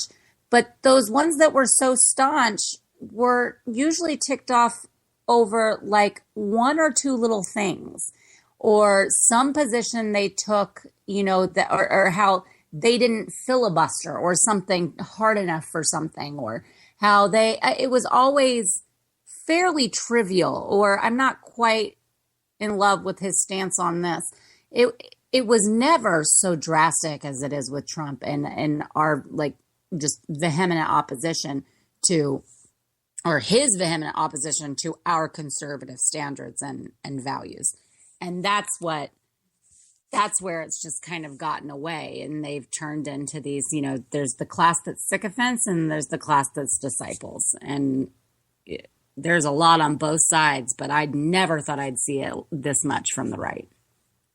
You know, and I know I keep coming back to him a lot, but it's probably because I think him behaving the way he's been behaving out of this election cycle, honestly, is probably one of the things that hurt the most. Because I used to listen to Hannity religiously. I used to watch Hannity religiously, and I don't mean that as in a sycophantic kind of way. I'm just saying, if he was on and I was in the car, his show was on. If he was on and if I was home and wasn't doing anything else and his show was on TV, I was typically watching it. A lot of times from him, Glenn Beck, or Mark Levin, they would be kind of my show prep for the next day. I would be listening to the things that they said and say, hey, I like a lot of the things that they're talking about, but I think maybe we should come at it from a different angle.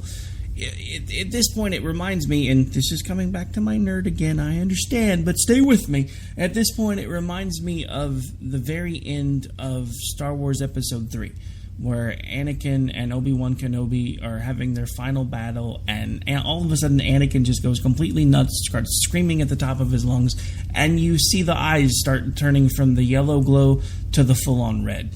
That, to me, has kind of been Sean Hannity's transition, especially over the last few weeks, because one of the things that astounds me is because I mentioned this morning with Bill when he was on that, he had this whole quote tweet thing going on where he was picking up on the same tweet over and over again and putting new things around it.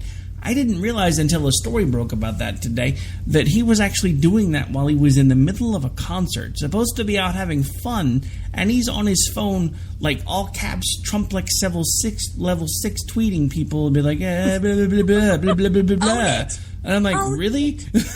I mean, dude, he was in the middle of a concert, supposed to be out having fun, and he's telling people that they have to own it if Hillary wins. I'm like, no, you have to own it because you pushed him on us, and all of the people that voted for him. It's on them. It's not on me. That's the most ridiculous thing. Oh, gosh, so annoying. Own it. But see, here's my thing, though, and it's right back to what we were just talking about a second ago, and this is actually a hashtag to artist Angie, because she's actually, or hat tip, not hashtag. She was actually just the one that I saw bringing this up. You know, with all of you folks that are supporting Trump that are supposed to be conservative, if he gets the White House and it enacts this nanny state plan of his, which is what I'm going to start calling it now.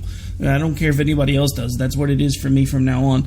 What happens when it starts killing all the small businesses? You know, how many times have we heard conservatives talk about how small business is the driving engine of the American economy, yet this guy, who is nothing but a big businessman, acting like a crazy person and at the same time trying to treat everybody like he's a used car salesman. What happens when he starts killing small businesses? We're seeing the exact same things that Obama's doing, but just coming at it from a different angle. And it's the same thing that I've been telling everybody for months, and so have a lot of people on this station. Trump is Obama 3.0, Hillary is Obama 2.0. No matter how this ends, we still wind up getting more and more and more of Obama's policies, with a lot more of the temper, might I add, from either one of them. Because I don't know if you've noticed, but both Hillary and Trump have a really big temper. Yeah, I've noticed. They are not I do think that as far as keeping it together publicly, she's got the edge on him. But yeah, neither one of them likes to be told what to do. Or did you see that thing where people said, part of it had been she was dehydrated? Oh, she's a little dehydrated and she doesn't drink enough water. And it's been a point of contention with her staff for a while now, like since they've been on the campaign trail. And someone said, yeah, you try to tell Hillary Clinton to drink water. I'd like to see you try. Yeah, they don't like being told what to do. They call all the shots. And I think they both have a little nasty temper when things don't go their way. And I think he just says it into the microphone. I think she does it behind closed doors. Oh, yeah. I mean, I guess the one thing that is a little different, and the one thing that I actually kind of liked about Trump, again, until I realized he didn't have an off switch, he will tell you exactly what he thinks. Of course, in 5 seconds, he'll have forgotten what that was and tell you something else about the same exact topic. But at least he's up front, and he doesn't do the behind closed doors, gonna stab you in the back when you're not looking. That's the Clinton thing, not Trump. But at the same time, like I said, at this point we have two candidates supposed to be opposite sides of the ticket with a lot of the same platforms, both of which have ties to terrorist organizations. One is BLM, the other one is the alt-right. And yet somehow we're supposed to go, you must choose one and you must choose wisely. At this point, I'm ready to choose not to play. How's that work?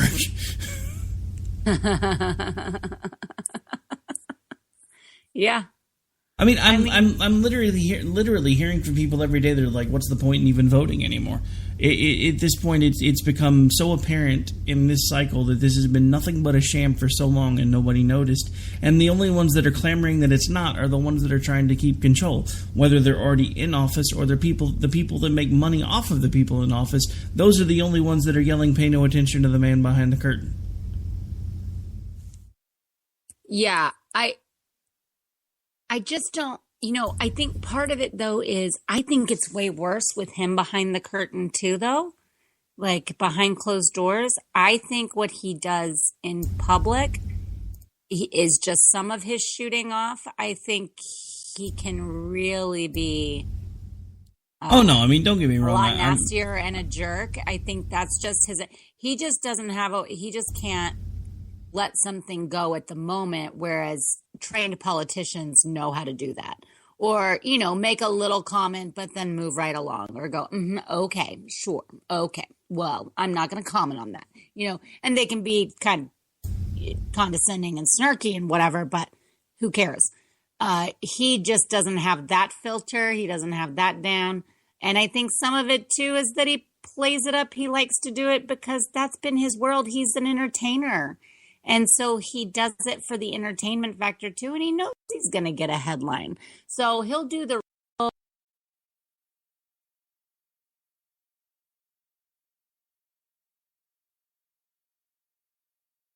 It's also grabbing the attention and the headline. And I think that's partially calculated. I don't think all of it is just running at the mouth. I think some of it's calculated. Speaking of headlines, guess what time it is? Oh my gosh, I can't believe it. This passed really quickly today. Well, we're not quite done yet, but it is time for... Oh, we have to do the WTF files. Yep.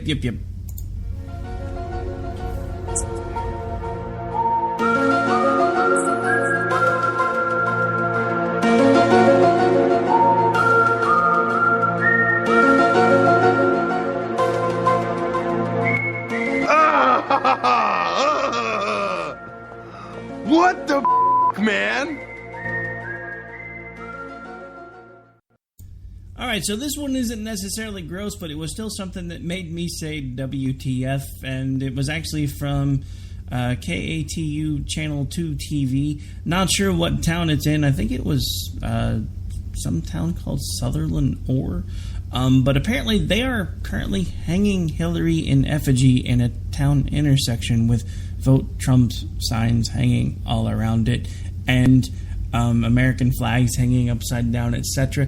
Does anybody remember how mad we used to get when the liberals would burn Bush in effigy and say how disrespectful that was and stuff? And this is kind of the same thing I keep talking about. Why is it always okay unless it's the other side doing it? I don't understand that logic.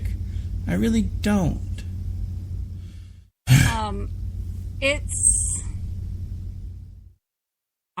I saw it and I was like, no, they didn't. They did. And we got your attention, huh? Like, dude, and on 9/11, that's when they put it up. Dude. Yeah. Not cool. Not cool. I mean, completely not cool. I mean, look, I don't like Hillary Clinton, and I'm going to say something else right now. Yeah, I may have joked about culture a little bit, but if you know me well enough, you know I didn't actually mean it. But all of these people, and I actually have seen, friends on Facebook who have had other people comment when they were talking about how Hillary had to be helped into the van and was basically being drugged. I kept seeing people over and over again, when is she just going to drop dead? And again, I keep coming back to what you said at the beginning of the show. If you can look at something like that, realizing that you yourself somewhere have a mom, and you don't at least feel a pang of sympathy for the fact that, even if let's say she's hiding something, and let's say that she's really, really sick, the bottom line point of that is that means that she wants something so bad that she's willing to risk her health to get it. Now, I don't agree with that. I think if there is something seriously wrong, she should have been upfront about it. If there was nothing wrong at all other than the pneumonia, then she should have been upfront about it on Friday when she was supposedly diagnosed. Because then the story on Sunday would have been completely different when they said, well, at this point, the presidential candidate has been diagnosed with a form of walking pneumonia, and then when she had issue at the ceremony, everybody would have said, hey, well, at least she tried to attend and tried to pay her respects. But these people are the bad thing about the Clintons is they're always the one that managed to get the smoke going. It doesn't matter if there's fire there or not. They're the ones that are getting things going well enough where everybody starts seeing smoke. So now there is an issue where there might not even possibly be an issue. But the interesting thing is you hear all these Trump supporters are like, oh, well, she needs to release her medical records so we know what's wrong with her. Well, why won't your guy release his, especially after he said he was going to? It's no different than the taxes. He says, yeah, sure, I'm going to do it. Oh, I'm being audited. Never mind. We can't really do that until the audit's over. And IRS is like, no, we're auditing him because his taxes are highly irregular, and he's still free to release them anytime he wishes because they're still completed returns. And then he's like, well, yeah, sure, I'll release my medical records. Oh, wait, that's an invasion of my privacy. You're trying to run for president. You've, in effect, given up your privacy. Deal with it.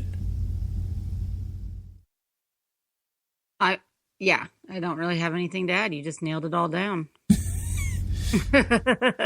What can I say? Every once in a while, I'm good for something. All right, so we are on the way out the door. Why don't you remind folks where it is that they can interact with you should they choose to do so? Oh, come annoy me at J Homestead on Twitter. That's mostly where I am. JR Homestead on Facebook and misfitpolitics.weebly.com. I wouldn't annoy her. She has lots of people that like to hang out with her on Twitter, and you'll get owned. Just saying. That is true. Yeah. People jump in and other people get mad. It's really funny. All right, so as usual, I am Rick Robinson. I'm actually on usually 3 hours a day from 10 to, 11 to 2 Eastern. And then also usually on here live Tuesdays and Thursdays with the Jen and Rick Show. Also live Friday night with the Robinson and Wright Show. And, of course, again, live Saturday morning with Finding Common Ground. Yes, I freely admit to being a workaholic. We've had this discussion before. Moving along. You can hang out with me on Twitter at AOTR_host. If you like doing things old school, you can shoot me an email at ricky@thesparkradionetwork.com or rick at klnrradio.com.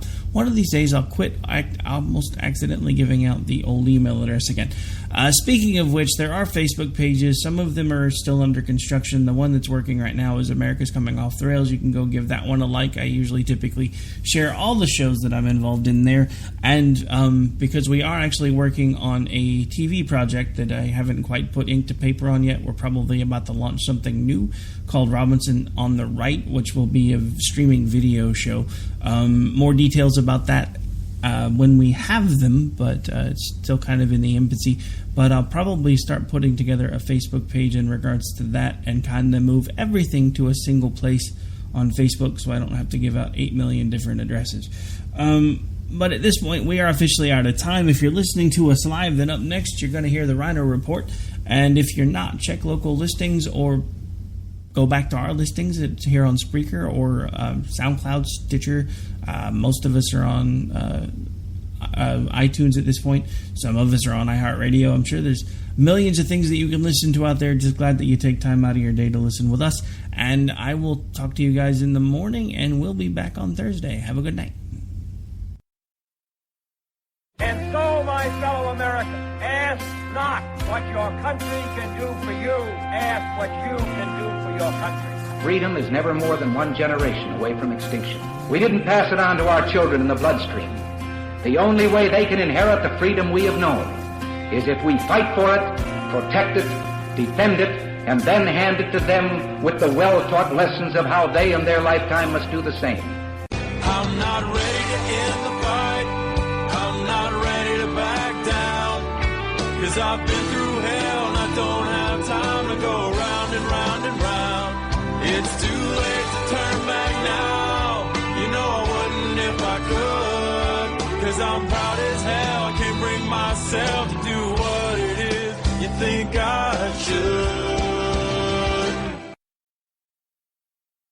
In these uncertain economic times, you've got to do whatever you can to save money. One of our biggest expenses can be our cars, especially when unexpected repair bills hit. Not anymore. If you own a vehicle with less than 130,000 miles, is less than 12 years old, has a warranty about to expire, or even no warranty at all, you could stop paying for car repairs. Roadside assistance, towing, and rental coverage are all included. Don't wait for the next repair. Make one free call right now to see if you qualify. If your vehicle is less than 12 years old, has less than 130,000 miles, even if it's out of warranty, paying for car repairs can become a thing of the past. Call us right now and get your car protected before your next repair bill hits. Get protection and no more repair bills. Call 800-696-1030. Again, 800-696-1030. That's 800-696-1030.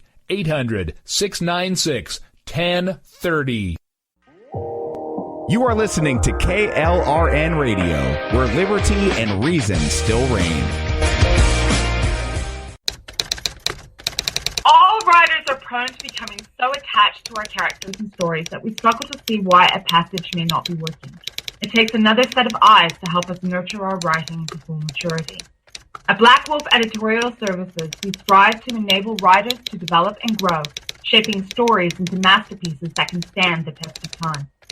Editing services are provided for all genres and all age categories. Services range from critiques of the short story through to the line edits of the full-length novel and copy editing for those preparing for publication. We also offer assistance on generating a writer's bio for your websites, as well as help with those book blurbs and promotional material. We won't abandon you to the masses. We want to celebrate with you in your successes. Black Wolf Editorial Services, nurturing your writing into maturity. For a full list of services and prices, visit us at blackwolfeditorial.com. Individuals and businesses with tax problems, listen carefully. Do you feel like you're losing control over your finances? If you owe over $10,000 in back taxes or have unfiled tax returns, we can help you take back control. The IRS is the largest and most aggressive collection agency in the world, and they can seize your bank account, garnish your paycheck, close your business, and file criminal charges. Take control of your tax problems now by calling the experts at Tax Mediation Services and take advantage of the Fresh Start program and new laws that may allow us to negotiate a settlement for the lowest amount possible. Our team of tax attorneys and enrolled agents can stop collections and get you protected so you can take control of your financial future. Tax Mediation Services is accredited by the Better Business Bureau. Call now for a free case review and a price protection guaranteed quote. Call Tax Mediation Services now at 800-610-9050. That's 800-610-9050. 800-610-9050. KLRN Radio has advertising rates available. We have rates to fit almost any budget. Contact us at advertising@klrnradio.com.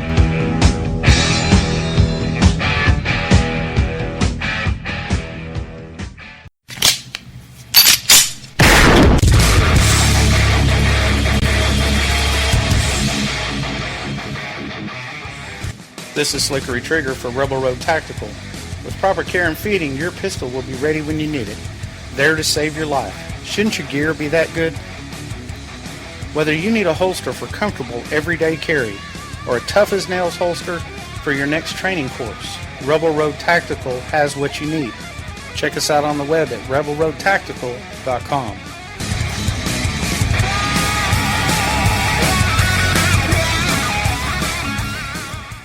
Tired of paying outrageous prices for Viagra? Well, we have great news for you. Now you can finally get Viagra at huge discounts. Healthy Man allows you to save up to $500 on Viagra. Why pay U.S. pharmacy prices of $15 per pill or more when you can get Viagra for less than $3 a pill? Call today and get 40 Viagra pills for only $99. This can cost as much as $600 at your local pharmacy. You can't afford not to call us. If you want Viagra at the lowest prices, never pay $15 $3 a pill pharmacy prices again. Get Viagra for less than $3 a pill. Call 1-800-516-7602 today and save up to $500 and get 40 pills for just $99. Healthy Man is fast, easy, and affordable. Operators are waiting at 1-800-516-7602 to take your call right now. Call 1-800-516-7602. That's 1-800-516-7602. Again, 1-800-516-7602. Is debt beating you down? You need discipline. You need the Debt Ninja. If you've been caught in a financial trap and need to be set free, then you need the Debt Ninja. Want to stop those harassing collection calls? Start saving thousands in interest and fees and get out of debt fast?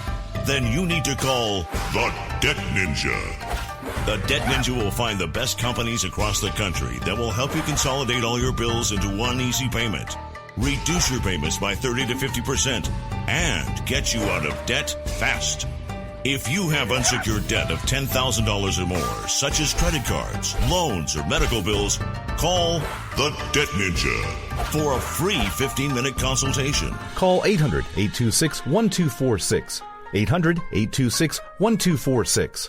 That's 800-826-1246. Call today. The Debt Ninja.